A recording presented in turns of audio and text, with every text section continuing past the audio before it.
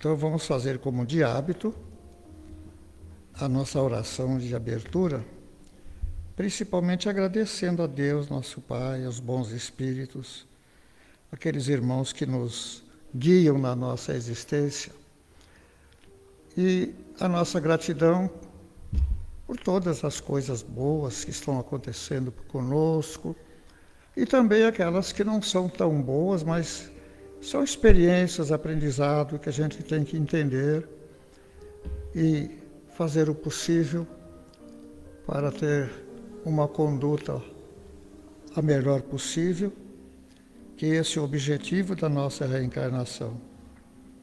Hoje, ser melhor do que foi ontem, amanhã melhor do que é hoje. Afirmação de Allan Kardec. E nós seguimos essa trilha com esse objetivo, em busca daquilo que Jesus chamou de perfeição. Um dia chegaremos lá com boa vontade, com perseverança, se Deus quiser. Assim sendo, meus irmãos, presentes aqui também os que estão nos ouvindo pela internet, hoje ou qualquer dia, né? Porque fica gravado no ar. Em nome de Deus, nosso Pai, do nosso Mestre Jesus e do nosso mentor, Dr. Bezerra de Menezes, a sua equipe, nós iniciamos então a palestra desta tarde de segunda-feira. Muito bem, esse assunto é interessante. As últimas oportunidades de redenção, de transformação. Porque para nós espíritas não existe um limite, dizer assim, ó, até tal dia, até tal data, quem não se regenerar está excluído. Não, isso não existe. A evolução continua, Deus cria sempre. É uma eternidade de sucessão de fatos de vida. A vida é uma só. Porque às vezes a pessoa fala assim, não, mas espera aí, na outra vida, eu falo, mas qual outra vida? Era você que estava lá. Porque dá a impressão que era outra pessoa. Tem gente que fala assim, mas como é que eu vou pagar as dívidas de outra pessoa? Eu falei, mas não era outra pessoa, era você. Como eu? É, outra existência. Não vida. A vida é uma só. A vida que você tinha naquela época é a mesma de hoje. E vai ser a mesma de amanhã. Não existe 2, 3, 4 vidas. Existem reencarnações, existências, vivências, que são experiências, aprendizado. A lei da evolução. A lei da evolução. Então, cada etapa de uma encarnação, que dura quê? 50 anos, 100 anos? Eu estou com 91. Não sei se chega aos 100, mas é isso. Só que tem uma coisa, quando se passa de 90, você já tem que ir se preparando. Está chegando a hora. Tem gente que fala assim, não, mas se Deus quiser, você vai viver muito. Eu falo, mas quem disse que eu quero viver muito? Quero viver sempre. Eu não vou morrer. Você está falando do meu corpo. Ah, é verdade, é verdade. A gente confunde. Eu falei, pois é, a gente confunde mesmo. E fala assim, ó, o meu pai e minha mãe estão enterrados aqui nesse... Estão aí embaixo da terra, coitados. Desde aquela época? Não, é o defunto, né, o corpo. Então a gente vive confundindo. Chega a dizer assim, não, meu pai foi cremado. Eu falei assim, coitado, quem botou fogo nele? Você está falando do quê? Do corpo. Gente, é uma confusão tremenda. Então nós só temos uma vida. E Paulo fala, só se vive uma vez, se referindo aqui na Terra. Você não vive 2 vidas ao mesmo tempo, né? Você pode voltar, viver outras existências, outras vivências, outras encarnações. Esse seria o correto, a maneira de pensar e de colocar essa questão. Mas o que tem a ver isso com o fim dos tempos? Bom, tem tudo a ver pelo seguinte, todo mundo sabe que a Terra está passando por uma situação muito difícil, politicamente falando, a vivência, os riscos, as pessoas têm medo de sair de casa, diminuiu o número de pessoas que frequentam a casa espírita, principalmente à noite, porque fala assim, olha, eu fui assaltada 2 vezes, eu estou traumatizado, eu não vou mais de noite. Não saio mais de noite. Então as pessoas têm medo de tudo. Quando você está andando numa calçada e outra pessoa está do outro lado lá, principalmente homem, né? Garoto, rapaz, assim. E aí ele vem na sua direção, você já fica de sobreaviso, fala, você é assaltado. O cara estava no outro lado, atravessou a rua, veio na minha direção. Qual é a intenção, né? E a gente já fica assustado, porque já está todo mundo morrendo de medo. O meu filho estava abrindo a porta do carro e 2 rapazes chegaram por trás. Ele levou um susto, sabe? Já ia erguendo a mão. Ele falou, pode ficar tranquilo, não é assalto, não. A gente está passando aqui, eu vou nessa casa aqui do lado. Ele falou assim, ai, que alívio, né? Eu levei um susto. Porque quando eu olhei e vi os 2 assim na minha direção, eu falei, ai, é hoje. Nós vivemos apavorados, todo mundo apavorado. E tem um certo motivo, uma certa razão. A gente vê o cara de bicicleta tomando o celular da pessoa que está falando na calçada, em qualquer lugar. Então, hoje em dia, você sair com coisas de valor, relógio de ouro, colar, enfim, coisas que pode render dinheiro, eles estão lá para pegar as pessoas, não vou dizer desprevenidas, porque naquela hora você precisa, mas deve evitar se expor, dar chance, dificultar, lógico, se você quiser realmente estar preservado. Então nós estamos vivendo assim, as pessoas têm medo de pessoas, a gente tem medo de gente. A gente não tem medo de bicho. Você está passando, tem um burrinho lá pastando, você passa do lado. Se tem um cachorro passando, você também não se preocupa, fala, esse cachorro pode estar louco, pode me morder, não. Mas se é um ser humano que vem na sua direção, de noite, no escuro, você sozinho, você já fica de sobreaviso. Então, gente com medo de gente. O que é um absurdo, né? É um absurdo. Mas essa é a pura verdade que nós estamos vivendo esses dias. Quando Jesus falou dos fins dos tempos, que é chegada a hora e tal, olha, naquela época, hein, tem 2000 anos, já nos avisando. Kardec também, na sua reformulação do cristianismo, lançando o espiritismo, nos adverte nesse sentido, que estamos chegando no fim dos tempos. O que é isso? A mudança de uma etapa para outra. Então a Terra passará por uma transformação, uma seleção. Aquele juízo final que a Bíblia fala, na verdade é isso. Periodicamente, o universo tem essa atividade de fazer as promoções, porque aqueles que não alcançaram aquele limite mínimo permanecerão na Terra. Vão continuar, ou vão reencarnar em planetas mais atrasados que a própria Terra. Vai levar para lá a experiência que conseguiram na Terra, porque aqueles mundos estão lá 3, 4 mil anos atrás. Então nós levamos o know-how, a nossa experiência, o nosso aprendizado. Mas morte só do corpo. Só do corpo. Então hoje eu conversei com uma senhora e ela pertence a uma dessas igrejas pentecostais, dizendo que só uma vida. Eu disse, mas e se a pessoa não aceita Jesus, por exemplo? Não fala assim, não, Jesus não é meu salvador, coisa nenhuma. Você não crê na vida depois da morte? Não, morreu, acabou, não sei o quê, não sei o quê. O que acontece com essa pessoa? É um candidato ao inferno. Mas como ao inferno? Está na Bíblia. Mas, espera um pouquinho. Jesus não veio para dizer, mas isso aí é outra coisa e tal. Olha, eu não sei muita coisa, ela me disse, mas o pastor fala assim, a Bíblia diz isso. Fala, mas espera um pouquinho, você não raciocina, você não pensa, será que é mesmo assim? Será que estamos interpretando corretamente? Ou nós estamos assim baseados só na letra que mata? Jesus disse que a letra mata, o Espírito vivifica, quer dizer, amplia a conceituação, a visão, o entendimento.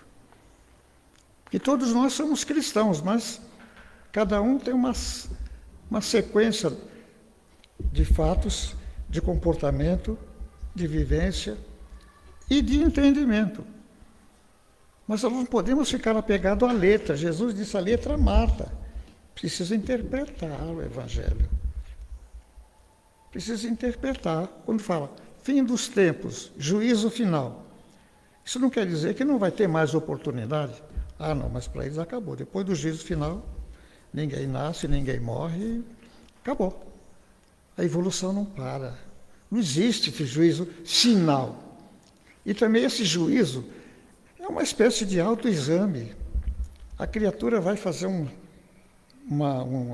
exame de consciência e vai ser mostrado para ela, se a pessoa, né, oportunamente, quando estiver se preparando lá no mundo espiritual, você errou nessas partes aqui. Esses são os seus pontos fracos. Então, nós podemos fazer isso. Eles sugerem, porque nós temos o livre-arbítrio de escolher. Diz assim: mas eu fui tudo isso.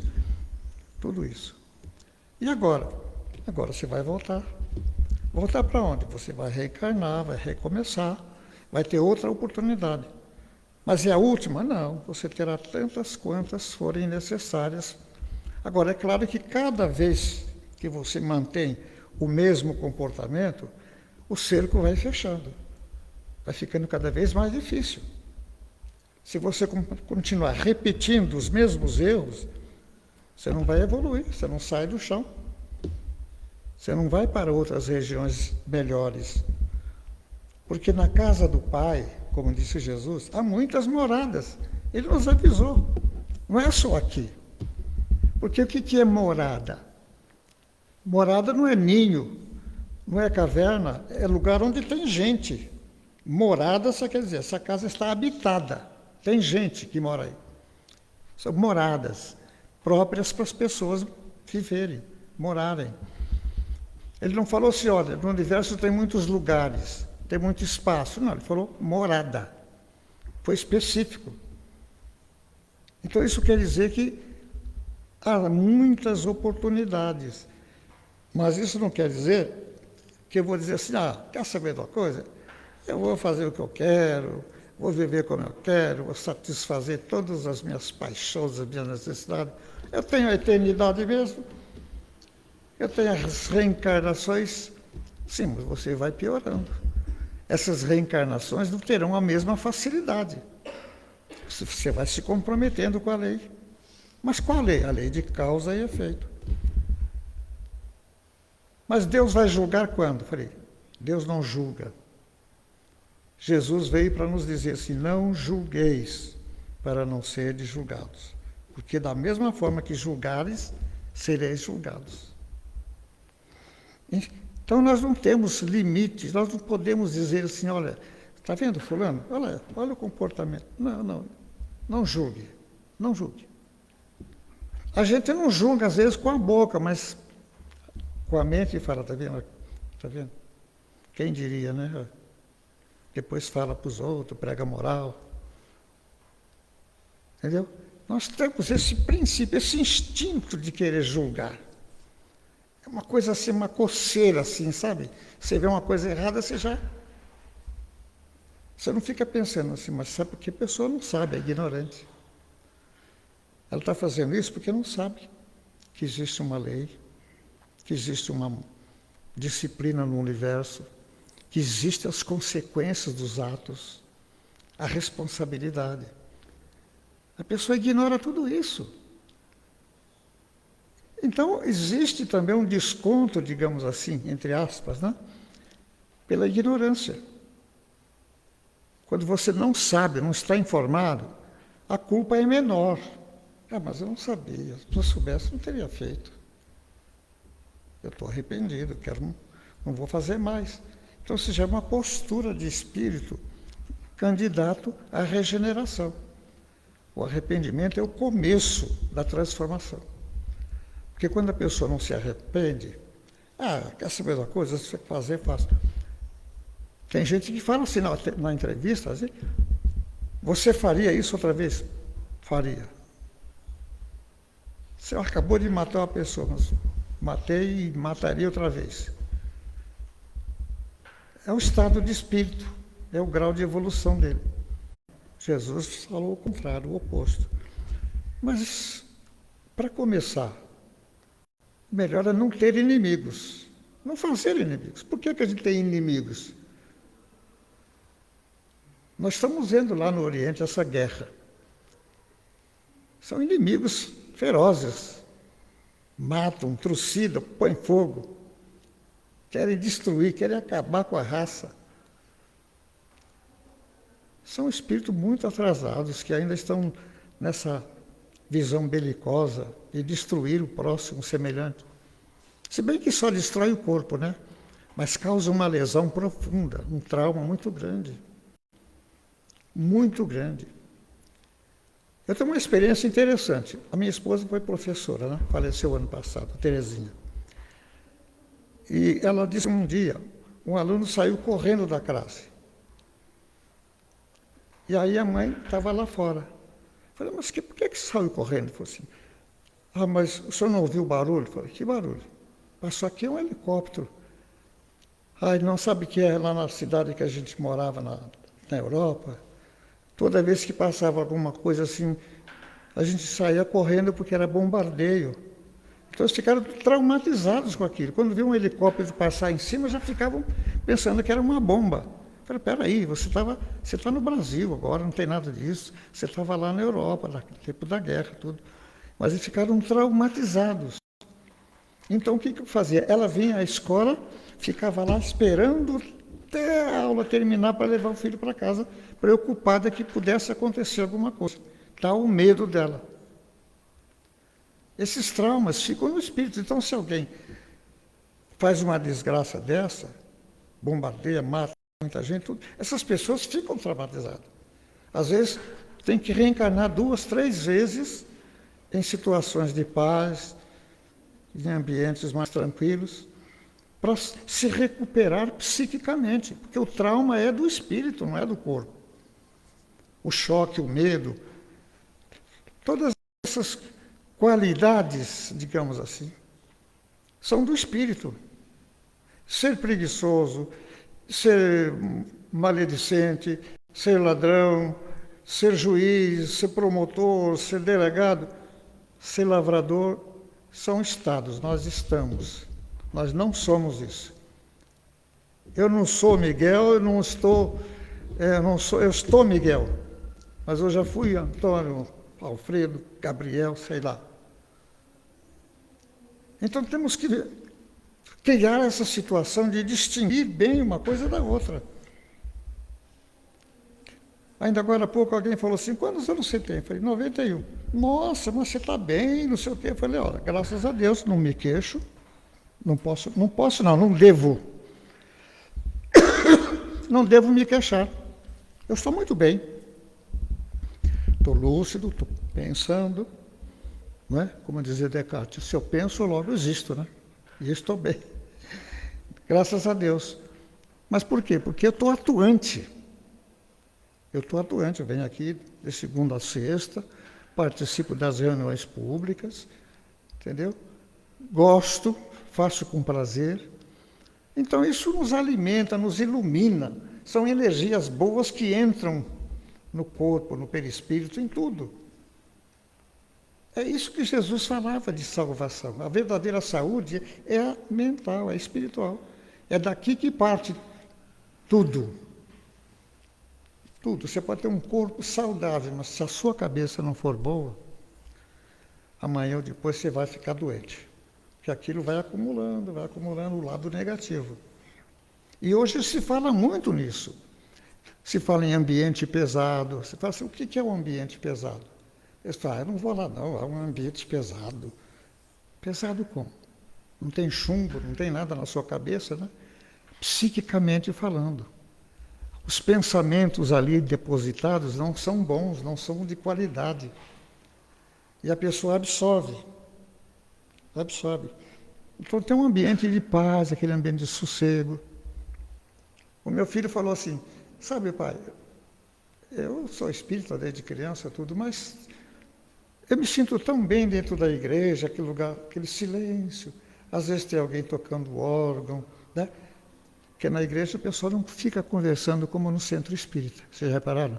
Aqui a gente fica batendo, fulano, como é que vai? E aí? E aqui tá... Lá não, a pessoa entrou no templo, senta, aquele silêncio total. Você escuta um barulhinho, uma mosca voando. Você escuta.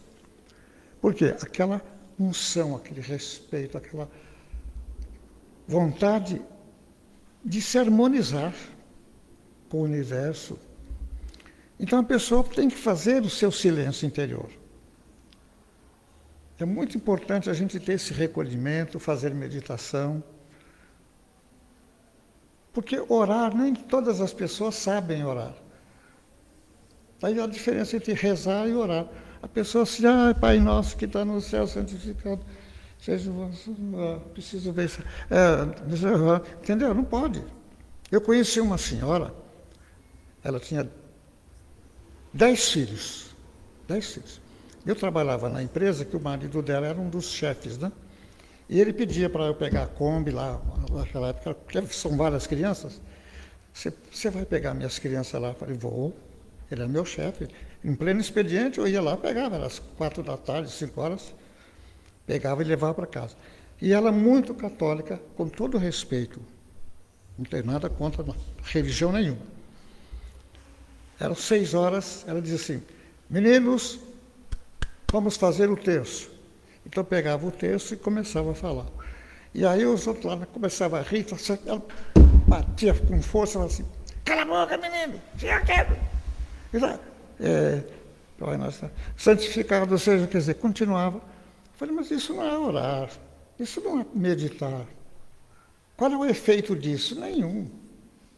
A pessoa está perturbada, está preocupada, está agitada.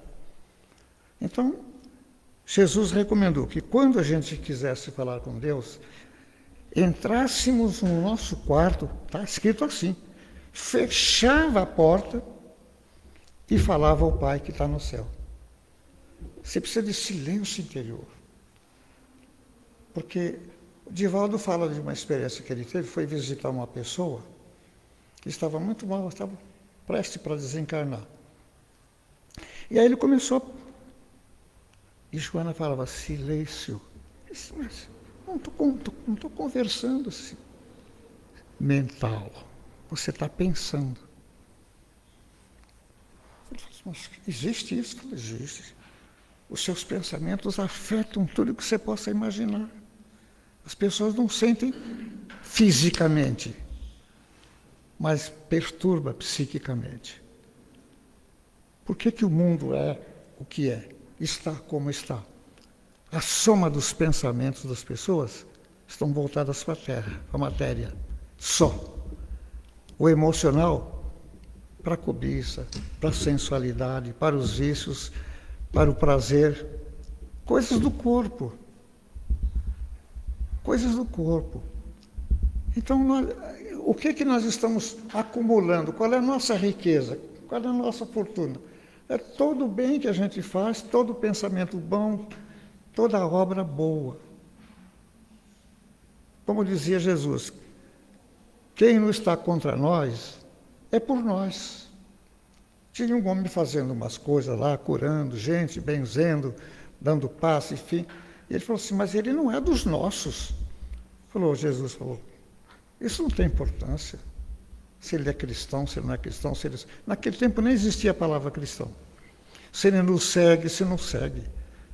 Não precisa ser dos nossos, basta ter a intenção, o pensamento, a vontade de fazer o bem, de ser útil.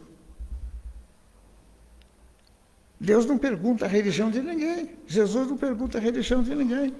Os espíritos, ninguém vai perguntar qual é a sua crença na Terra. Não, isso é secundário.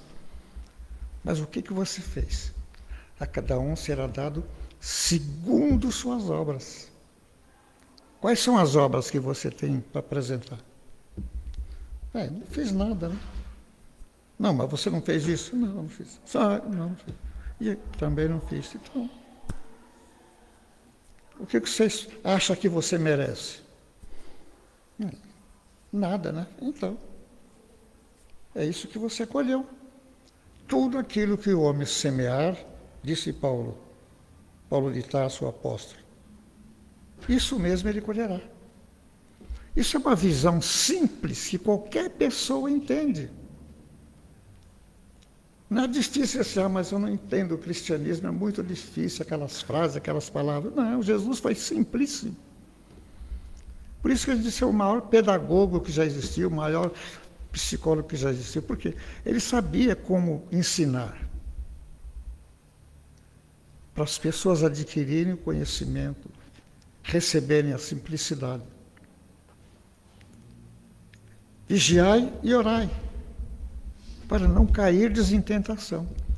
O que é a tentação? É aquela vontade de fazer as coisas que a gente acha que não é correta, ou que a lei diz que não é, os costumes dizem que não é, aquele padrão médio de vida.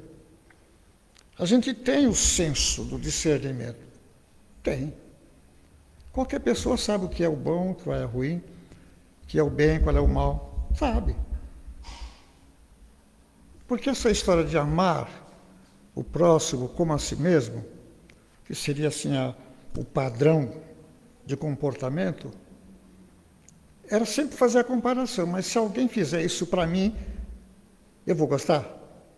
Não vou querer isso. Então não faça. Se você pretende fazer alguma coisa, mas está na dúvida, é só fazer essa pergunta para você mesmo. Alguém vai fazer isso para você, contra você. Você quer?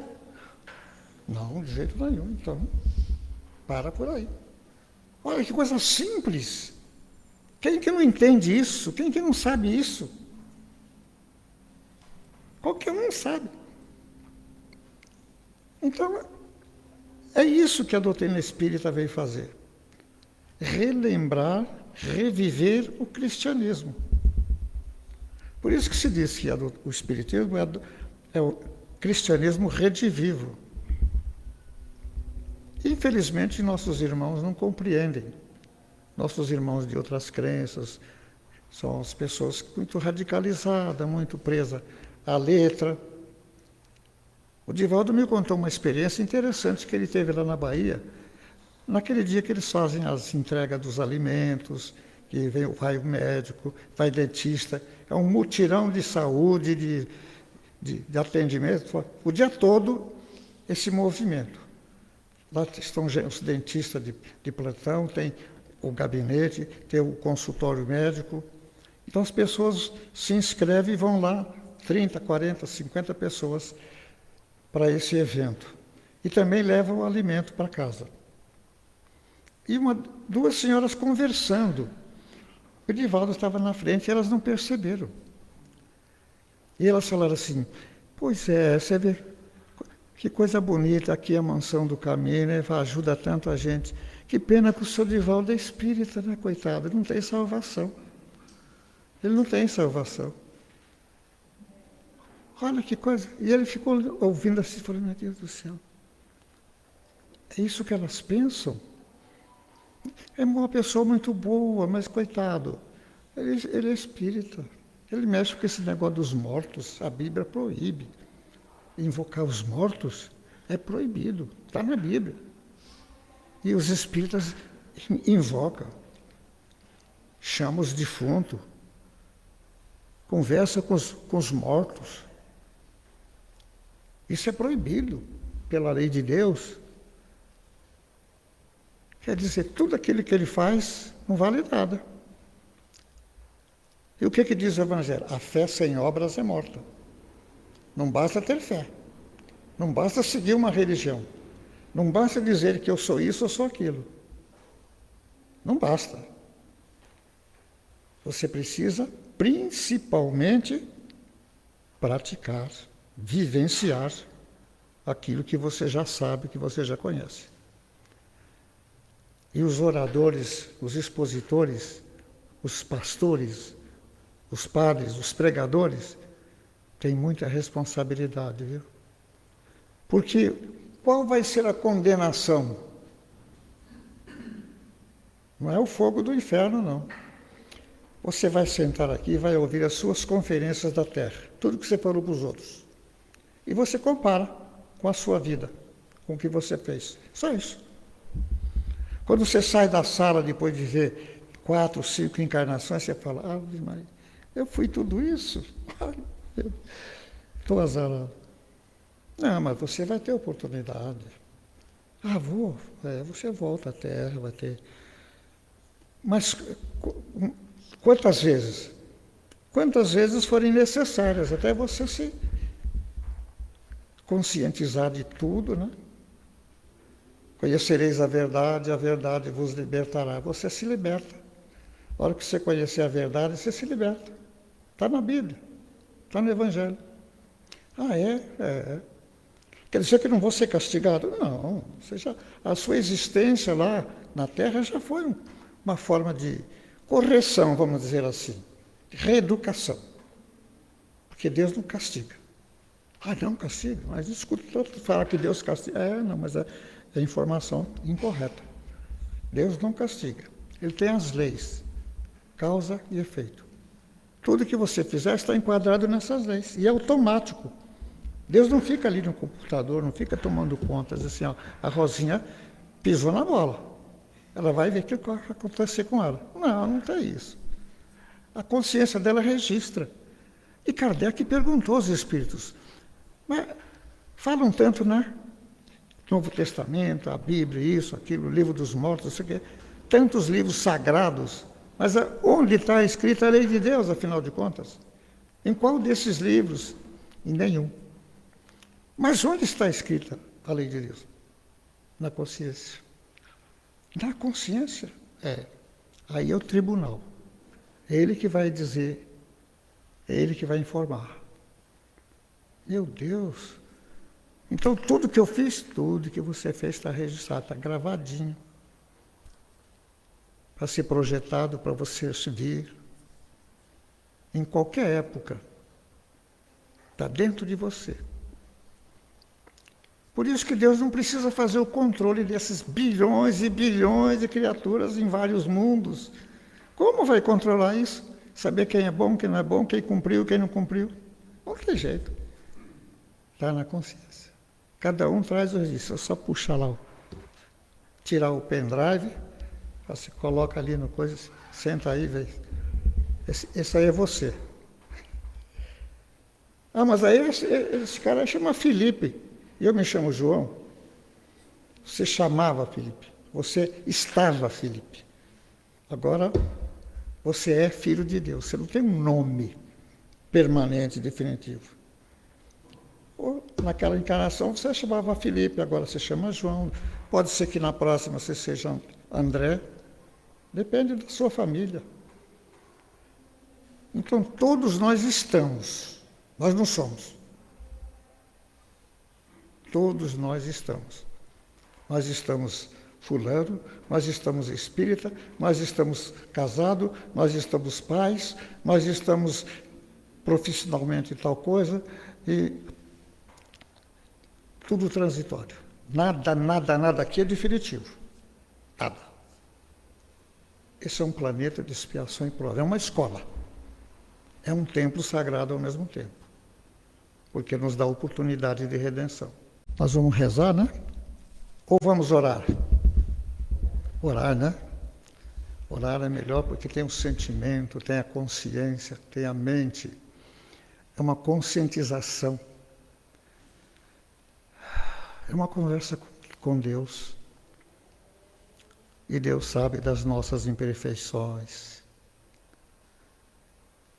Nos coloca à disposição toda a espiritualidade para nos orientar, nos inspirar, nos ajudar.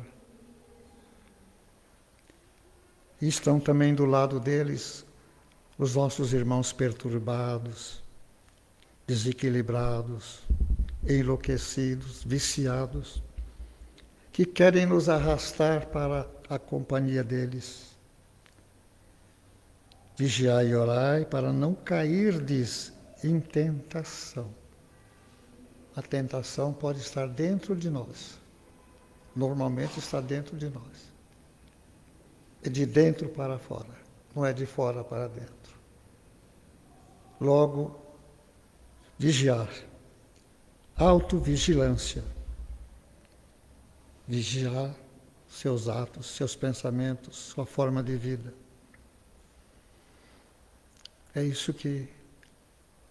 é a verdade, segundo a nossa visão do Evangelho de Jesus. Queridos irmãos, pensemos naquelas criaturas que ainda não alcançaram esse entendimento, cometendo erros, crimes, vícios, estão numa fase difícil, mas são filhos de Deus. E das ovelhas que o Pai confiou a Jesus, nenhuma se perderá. Ele é o bom pastor. E o bom pastor cuida das ovelhas. É assim que a gente tem que ver. É assim que a gente tem que entender. Obrigado, Senhor, por nos dar essa oportunidade. Vibramos para o universo. Vibramos no ar para a vida, para todos aqueles que puderem sintonizar essas vibrações. São as ondas que nós emitimos da nossa mente, no nosso pensamento, que poderá ser captado por pessoas necessitadas na hora do desespero, na oração.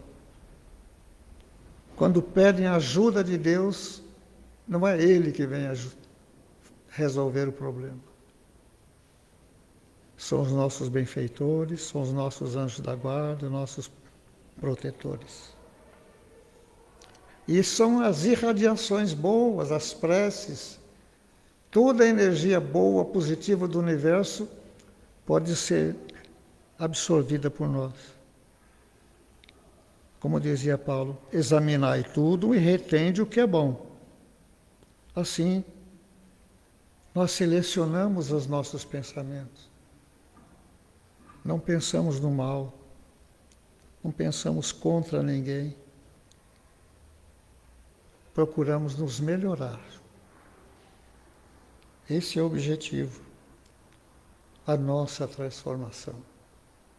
Ajudai-nos, Senhor, nessa tarefa difícil da nossa reforma interior. E que Deus nos abençoe e nos dê a sua paz. Que assim seja.